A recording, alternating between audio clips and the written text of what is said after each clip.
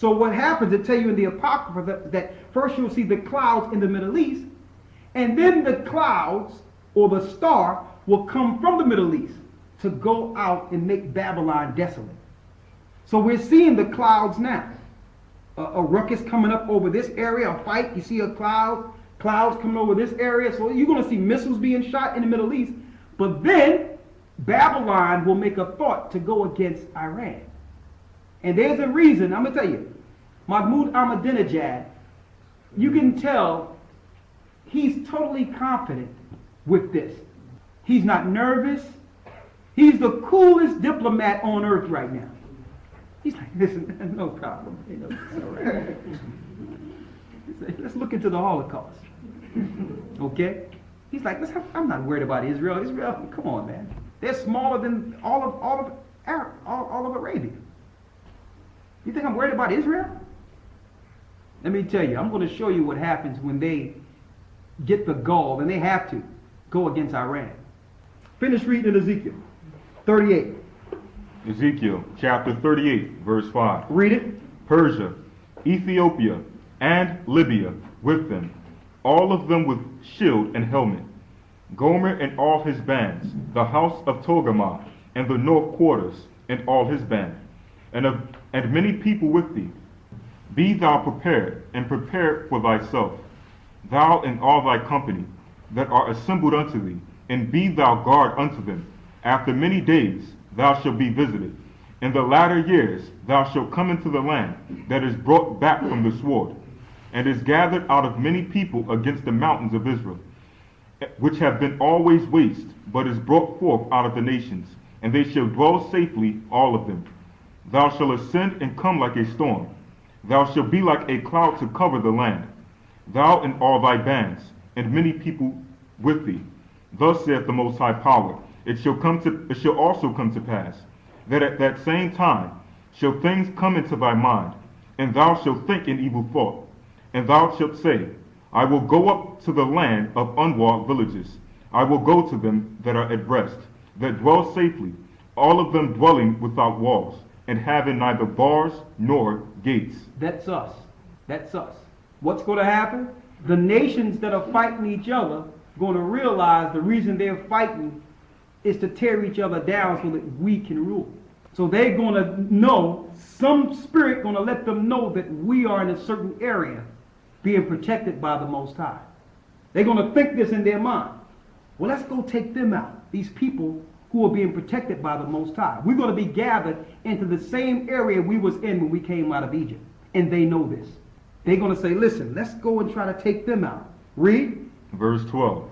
To take a spoil and to take a prey, to turn thy hand upon the desolate places that are now inhabited. Go ahead. And upon the people that are gathered out of the nations, which have gotten cattle and goods, that dwell in the midst of the land. Sheba and Dedan, and the merchants of Tarshish, with all the young lions thereof, shall say unto thee, Art thou come to take a spoil? Have you come to take a spoil, read? Hast thou gathered thy company to take a prey? To carry away silver and gold? To take away cattle and goods? Do you think you're going to spoil us again? Read. To take a great spoil? Therefore, son of man, prophesy and say unto Gog, Thus saith the Most High Power, In that day when my people of Israel dwelleth safely, shalt thou not know it? And thou shalt come from thy place out of the north parts, thou and many people with thee, all of them riding upon horses, a great company and a mighty army. And thou shalt come up against my people Israel, as a cloud to cover the land.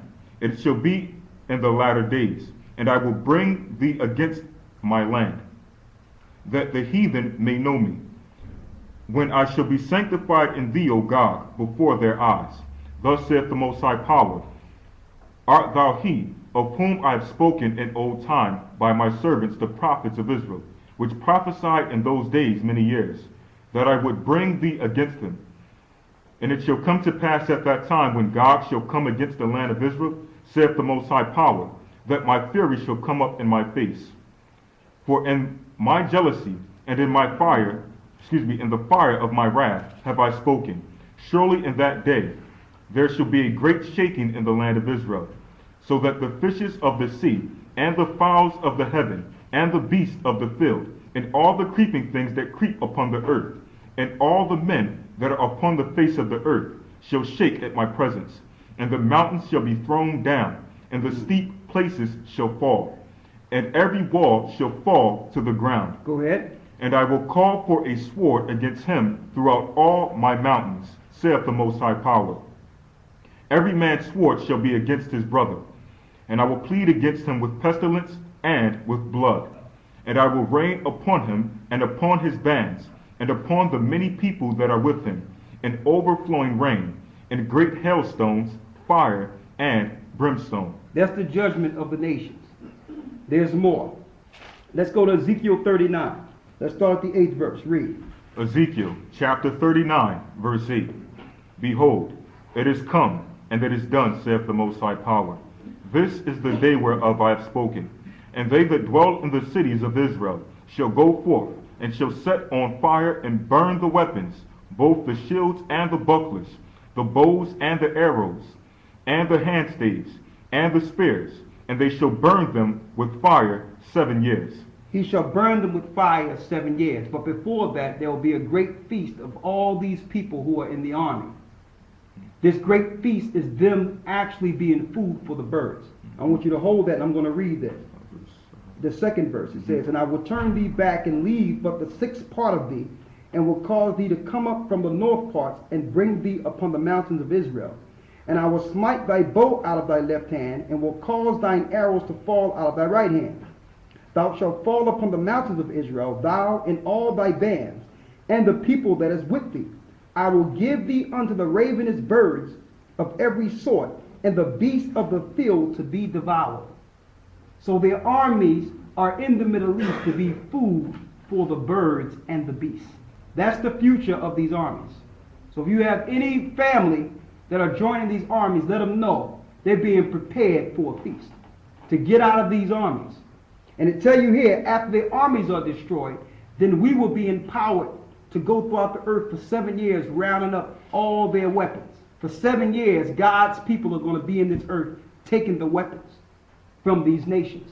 Why? You can't have a peaceful kingdom with weapons, with nations and other people running around with guns, missiles, and all those things.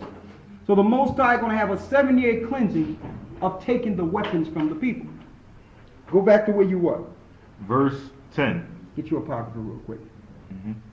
So that they shall take no wood out of the field, Go ahead. neither cut down any out of the forest, for they shall burn the weapons with fire, and they shall spoil those that spoiled them. And the Bible says we shall spoil the nations that spoiled us. Read. And rob those that robbed them. And we will rob those who robbed us. That's the future. That's the future. Read. Saith the Most High Power. Say it, boo. Saith the Most High Power. Go ahead. Verse 11. And it shall come to pass at that day that I will give unto God a place there of graves in Israel, the valley of passengers on the east of the sea. And it shall stop the noses of the passengers, and there shall they bury God and all his multitude, and they shall call it the valley of Hamongog. They shall call it the valley of Hamongog. Go ahead. And 7 months shall the house of Israel be burying of them. So there will be so many dead, it will take 7 months to bury all the armies in the Middle East. It's going to be a 7-month period. Read it again. And 7 months shall the house of Israel be burying of them. 7 months burial. That's how many people are dead there. It takes 7 months just to bury them. Now this is before the binding of Satan. When Christ returns, it will be a 7-year war first. And then you take 7 months to bury the dead. And then the kingdom, then Satan is bound. And then you have your 1,000 years of rest. But it will be war when Christ returns. There will be war. And then after the war, peace. Okay? Read. Verse 13. Yea, all the people of the land shall bury them. Go ahead. And it shall be to them a renown the day that I shall be glorified, saith the Most High Power. And they shall sever out men of continual employment. So people will have jobs. There will be no unemployment. The nations will have jobs. What? Read. Passing through the land to bury with the passengers those that remain upon the face of the earth to cleanse it.